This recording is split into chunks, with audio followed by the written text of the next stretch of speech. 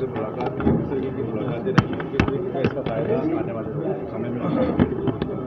भाई सभी की डिमांड है कि शहर में और गांव में अभी प्रशासक लगे हुए हैं और जो जनता के रोज़ के काम होते हैं उसको अधिकारी ढंग से टैकल नहीं कर पाएंगे।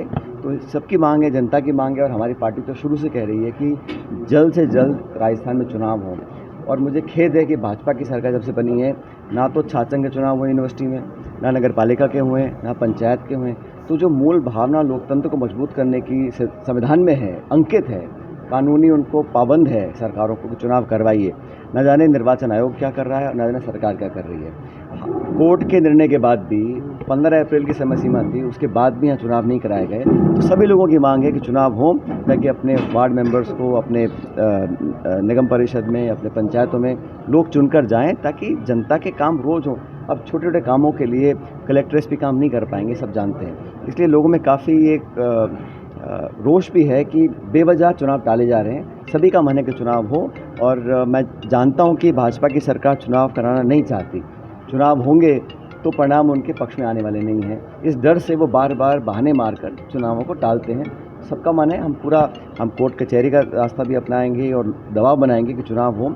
बाकी यहाँ जो आम जन समस्या रहती हैं उसका निराकरण करने के लिए लगातार मैं अधिकारियों को संपर्क में हम रहते हैं और काम चल रहा है। लेकिन प्रदेश में मैं जिन गांव में कल गया, किसी भी गांव में नरेगा का कोई लगभग समाप्त है।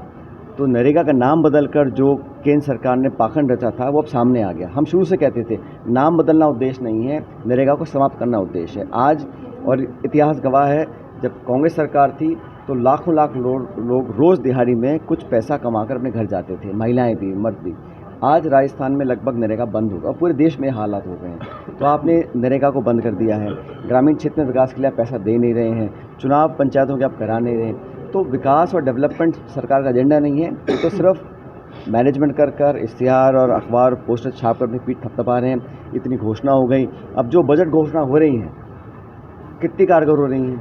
4 लाख नौकरी की बात पहले बजट में की थी, अब 2.5 साल पूरे हो गए हैं, कितने लोगों को नौकरी मिली है। तो सरकार की जो काम करने का तरीका है वो जनता के हित में नहीं है, सब देख चुके हैं। लेकिन हम पूरा दबाव बनाएंगे कि सरकार मजबूर होकर लोगों के काम करे। देखिए सर, वो विधानसभा क्षेत्र ऐसे हैं, आने वाले दिनों बजाज भाई क्या अफसरशाही हावी है? अभी तो मैंने कहा आपको कि जब तक चुनाव नहीं होंगे तो वो प्रतिनिधि आएंगे कहाँ से।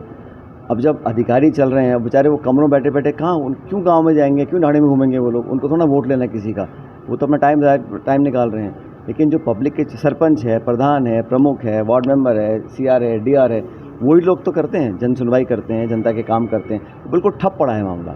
तो इसका बहुत एक नकारात्मक इफेक्ट पड़ रहा है पूरे क्षेत्र, पूरे प्रदेश में। तो सरकार को अपनी जिद छोड़कर और हार के डर से बाहर निकलकर चुनाव कराने चाहिए। मुस्लिम धर्मगुरुओं से चर्चा की आपने भी, तो क्या किस तरह की? सबने दुआ करिए, अमन चैन बना रहे, सबको साथ लेकर चलें और विकास सबका हो और किसी में पक्षपात